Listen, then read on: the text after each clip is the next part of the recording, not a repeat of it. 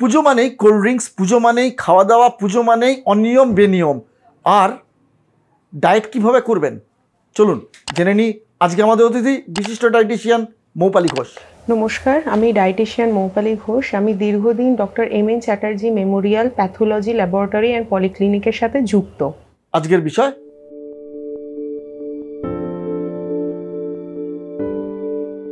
পুজো মানেই pandal hopping, shopping, বন্ধু বান্ধবদের সঙ্গে ঘোরা, বেড়ানো, সারাদিন মজা করা, আর বেস্ট আর মেন পার্টটা হচ্ছে খাওয়া দাওয়া, যেটা কিন্তু আমরা সবাই ওয়েট করে বসে থাকি যে এই দৈনন্দিন জীবনে আমরা একটা গতে বাঁধা ধাতে চলি, ভাত, ডাল, সেদ্ধ, মাছ, সেখান থেকে বেরিয়ে পুজোর 5টা দিন আমরা প্রত্যেকের মুখেই শুনে থাকি যে চোদ্দো করে খাবো, কোনো লিমিট থাকবে না।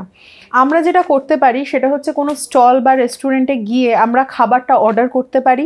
অর্ডার করে সে খাবারটাকে নিয়ে আমরা কোনো অফবিট জায়গায় যেতে পারি যেখানে পুজোর তুলনামূলক ভিড়টা অনেক কম, যেখানে আশেপাশে কোনো ভিড় নেই বা আশেপাশে কোনো পুজো হচ্ছে না বা অত সমাগম নেই। সেখানে গিয়ে আমরা ওপেন এয়ার বা ওপেন প্লেসে আমরা ভালো করে হাত ধুয়ে স্যানিটাইজ করে আমরা ক্লোজ কিছু বন্ধু বান্ধব বা রিলেটিভের সাথে আমরা এনজয় করে খেতে পারি। বা সব থেকে বেটার হয় যদি খাবারটা আমরা বাড়িতে নিয়ে চলে আসতে পারি, বাড়িতে এসে ভালো করে ফ্রেশ হয়ে খাবারটাকে গরম করে, যাতে কোনো ভাইরাস ব্যাকটেরিয়া যদি খাবারের মধ্যে থেকেও থাকে সেটা ডিসইনফেক্টেড হয়ে যাবে।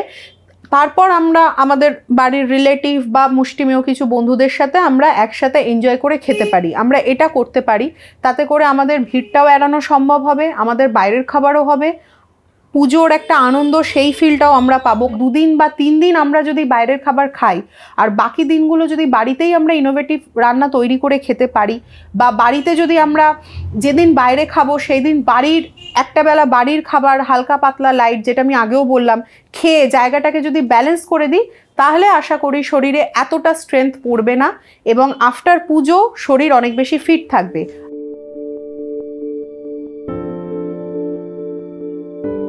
যেহেতু পুজোর 5টা দিন আমাদের দৈনন্দিন জীবনের থেকে ছন্দটা যেহেতু একটু ব্রেক হয়, সেহেতু আমাদের করণীয় একটাই যে আমি একটা বেলা যদি স্পাইসিদার ফুড খাই বা অনেক বেশি যদি মশলা জাতীয় বা অনেক বেশি হাই ক্যালোরিক ফুড খাচ্ছি বা বাইরের খাবার খাচ্ছি, সেক্ষেত্রে আমাদের আরেকটা বেলা যেটা করতে হবে, বাড়ির খাবারের ওপরই আমাদের ফোকাসটা রাখতে হবে। যখন আমরা বাড়ির খাবারে ফোকাস করছি, খাবারের মধ্যে একটা বেলা যেগুলো আমরা বেশি করে রাখতে পারি, শাকসবজির একটা পোর্শন আমি বেশি করে রাখবো, প্রোটিনযুক্ত খাবারের পোর্শন একটু বেশি করে আমাদের রাখতে হবে, ভিটামিনযুক্ত খাবারের পোর্শন আমাদের একটু বেশি করে রাখতে হবে।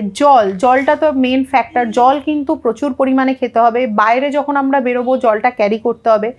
পুজোর সময় আমরা দেখে থাকি যে অনেক বেশি বাইরে অনেকক্ষণ ঘোরাঘুরির ফলে কি হয়, আফটার পুজো অনেক রকম শারীরিক প্রবলেম দেখা যায়। পুজোর সময় অনেকের দেখা যায় শরীর খুব হিট হয়ে গেছে, কনস্টিপেশনস হচ্ছে।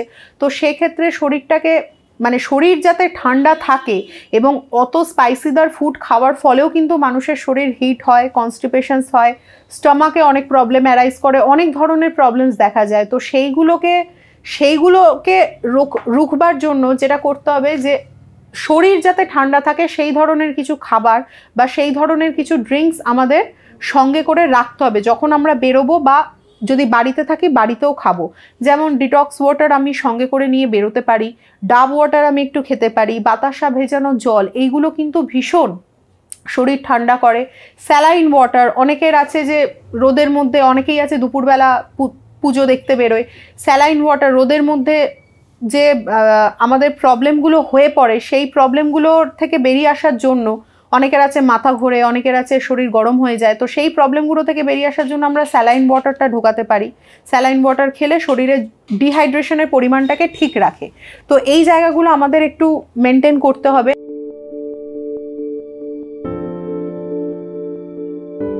পুজোর সময় বাচ্চাদেরও অনেক অনিয়ম হয়, তো সেক্ষেত্রে আমি বলবো যতটা বাচ্চাদের বাইরের খাবার, বাচ্চাদের একটা বাইরের চিপস, কোল্ড ড্রিঙ্কস এগুলোর প্রতি একটা অ্যাডিকশান থেকে থাকে, যতটা বাইরের খাবার কমিয়ে বাড়ির খাবারের প্রতি ওদের যদি একটা ফোকাস করানো যায়, তো সেটা ভীষণ ভালো হয়। বিশেষ করে এখন আমাদের যা ফ্রেশ চলছে, ওদের ইমিউনিটি বুস্ট আপেরও একটা ব্যাপার থাকে। তো ইমিউনিটি বুস্ট আপের জন্য ওদের বেশি করে শাক সবজি, প্রোটিন জাতীয় খাবার, শাকসবজি জাতীয় ফুড, বেশি করে জল, ভিটামিনযুক্ত ফুড, আমরা বাড়িতেই যদি কিছু ইনোভেটিভ ফুড তৈরি করে ওদেরকে যদি আমরা দিতে পারি, তাহলে ওদের সেই যে বাইরের খাবারের একটা নেশা সেটা অনেক বেশি কমে আসবে এবং ওদের হেলথটাও অনেক বেশি সুস্বাস্থ্য থাকবে।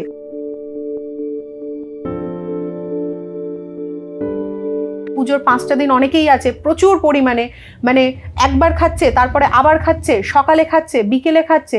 তো সেই যে হ্যাবিটটা, এই হ্যাবিটটা আমরা যারা ডায়েটিশিয়ান বা ডাক্তাররা রয়েছি তার এই হ্যাবিটটা আমরা করতে বারণই করি। কারণ সফট ড্রিঙ্কস কিন্তু খুব একটা, আমরা সবাই জানি শরীরের পক্ষে খুব একটা কিন্তু যে খুব ভালো জিনিস সেটা কিন্তু নয়, কারণ সফট ড্রিঙ্কসে ক্যালোরি অনেক বেশি থাকে। অনেকের আছে অ্যালার্জির প্রবলেম আছে, সেটা হয়তো অ্যারাইজ করে গেল। অনেকের আছে ঠান্ডা লাগার ধাত আছে, হয়তো প্রথম কদিন বোঝা গেল না, পরবর্তী ক্ষেত্রে গিয়ে একসাথে অ্যাটাক হলো।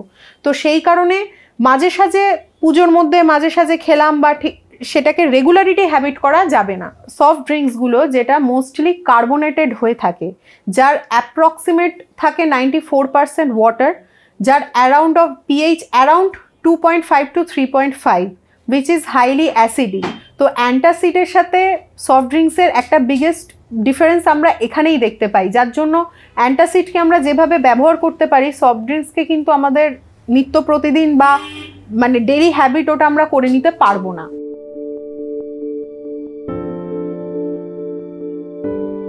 যেহেতু আমরা ডায়েটটাকে মেনটেন করতে বলছি এবং তার পাশাপাশি যদি আমরা ফিটনেসের দিকেও একটু লক্ষ্য রাখতে পারি, তাহলে আফটার পুজো অনেক বেশি শরীর ফিট থাকবে, অন্য কোনো রোগ বা ম্যাসিভ কিছু আমাদের অ্যাটাক করতে পারবে না। সুতরাং এই এক্সারসাইজটাকে কিন্তু পুজো বাদেও আমাদের দৈনন্দিন জীবনে একটা পার্ট করে নিতে হবে। অসংখ্য ধন্যবাদ ডায়েটিশিয়ান মৌপালি ঘোষকে আমাদের সময় দেওয়ার জন্য। ডায়েট নিয়ে আমার আরও পরামর্শ পেতে চোখ রাখুন মেডিটিভস ইউটিউব চ্যানেলের পর্দায়। সকলকে জানাই শুভ শারদীয়ার অগ্রিম শুভেচ্ছা। নিজে সুস্থ থাকুন, ভালো থাকুন এবং সমাজকে সুস্থ রাখুন। দেখতে থাকুন, শুনতে থাকুন মেডিটিভস এবং অতি অবশ্যই চ্যানেলটি সাবস্ক্রাইব এবং লাইক করতে ভুলবেন না।